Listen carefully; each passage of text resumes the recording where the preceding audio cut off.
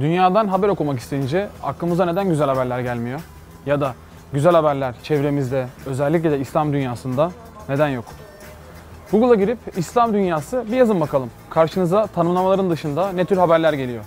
Vahşet, savaş, karalama, diz boyu olumsuzluk.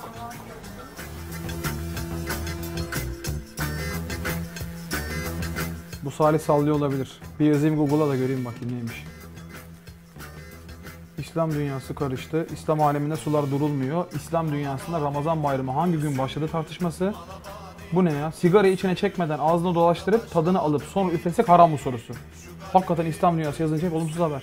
Bir de gençlikten de vuralım. Mesela gençlik haberlerini okumada kılavuzumuz ne olacak? 16 yaşındaki genç yazıp gerisini Google'ın yapay zekasının tamamlamasını beklediğimizde karşımıza ya cinayet, ya tecavüz ya da intihar haberi geliyor. İyi haberler yok hükmünde. İyi haberler yok hükmünde de bizim hükmümüz ne? Bir süt satıcısı sütünü satamamaktan şikayet edince köyün imamına başvuruyor. İmam diyor ki, evladım süte su karıştıracaksın, anca öyle satarsın. Adam şaşkınlık içinde imama da kızarak çıkıp eve gidiyor. Karısına ben daha bu imamın arkasında namaz kılmam, süte su karıştırmak da ne demek diyor. Peki sonra ne oluyor? Adam çılgınlar gibi süt satmaya başlıyor. Karısına gidip bak imama dinlemedik, sütümüzü bozmadık, Allah işlerimizi açtı diyor. Karısı ne dese beğenirsiniz. Ben senden gizlice su karıştırdım sütlere. Baktım ki hakikaten satılmaya başladı, devam ettim. Adam meseleyi imama tekrar anlatınca aslında az önce bahsettiğimiz hükmümüzü gösteren durum çıkıyor ortaya. Evladım, sepette eskiden bir elma çürüktü. O çürük elmayı kimse dikkate almadı. Ama o çürük şu an yayıldı ve helale haram, harama helal bulaştı. Senin temiz sütün bize layık değil. Bazı gerçekler acıdır. Bu acı bir gerçeğimiz bizim. Bizde bir bozulma var. Bunu kimse inkar edemez. Elindeki imkanları kaybetmemek için hısırık olan, inandığını söylemeyen, hatta belki yok artık dersiniz ama namaz kıldığını gizleyen insanlar yok mu içimizde? Oğlum patronla konuşacağım. Bizim iş başvurusu vardı, iş ilanı. 3000 kişi arasından sırf akrabası diye işten gram anlamayan adam almış, biliyor musun işe? Kul hakkı yiyoruz resmen ya, böyle bir şey olabilir mi ya? Kolay gelsin. Efendim teşekkür ederiz. İşe alımda çok doğru bir karar verdiğinizi düşünüyorum akrabanız olarak. Aile şirketi olarak inşallah şirketimizi çok daha iyi yerlere getireceğiz. Buna emin olabilirsiniz. Maalesef var. Cesareti böceğe, haşerata, hayvanata karşı korkmamalı olarak algılıyorlar ya. Aslında en büyük cesaretsizliğin kendilerinde olduğunu bilmiyorlar. Zalime dur deme, böcekten kork. Bizim çuvaldızı kendimize gerçekten batırmaya ihtiyacımız var.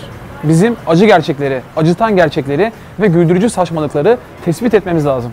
Bir toplum düşünün, en güvenilmeyen meslek grubu ülkenin haber aktarıcıları olan gazeteciler olsun. Bir gençlik düşünün, en büyük kaygısı gelecek olsun. Bir coğrafya düşünün, dört bir yanı savaş, problem, kaos olsun. Burası Türkiye, sen de burada yaşıyorsun. Çevrende bir sorun varsa sen düzelt en başta. Yardıma ihtiyacı olan birini gördüğünde hemen polisi veya yardım kuruluşunu aramadan önce sen bir bak neler yapabileceğini. Bir hayvan zarar gördüyse sen sarmaya çalış yaralarına. Bir insan yolda kaldıysa sen kurtar onu. Bir haksızlık varsa sen dur de. İyi haberler, biz iyi olursak çoğalacak. Biz de uzay mekiklerinden, güzel icatlardan bahsedeceğiz. Bakın mesela bir yerli otomobil girişimimiz oldu. Bunu iyi haber olarak kabul edelim derken zerzevatların tasarımı İtalyan, yazılımı İngilizce gibi komikliklerini duyduk. Ya kanka ben konuştum, biliyorum mevzuyu araştırdım, biliyorsun ben araştırmaya çok meraklıyım, çok araştırırım, entelektüelim ben ya. Ben çok hakimim mevzulara. Araba yerli değil baba, ben baktım değil yani. Neye yani bir şeye dayanmıyorum, yerli değil araba kesin yani. Öyle yazıyor internette falan, öyle yazıyor ya, yerli falan değil yani. Ha zaten ülkemizde üretilen Fiat gibi araba markaları, bakın ülkemizde üretilen diyorum, İtalyan markası da değil. Sizin kafanız %100 yerli olmadıktan sonra yerli otomobil yapsak ne olur, yapmasak ne olur? Süte su karıştırmadan size sevdiremeyeceğimiz belli. Çürük elmaları sepetten dökmedikçe temizlenemeyeceğimiz belli. Kötü haberlerin üzerini karalamadıkça iyi haberleri çoğaltamayacağımız besbelli. Üstadın dediği gibi, İslamiyet batıdan gelse Müslüman da olurdunuz. Cesaret insanı zafere, kararsızlık tehlikeye, korkaklık ise ölüme götürür. Adam gibi adam olalım, ölüm zaten kurtuluş. Kararsızlık zaten tercih bile değil. Kaybedilen masa, sandalye, makam mevki olsun. Ucunda kaybetmek de olsa biz cesareti seçeceğiz. Bir dahaki bölümde görüşelim lütfen. Hadi eyvallah.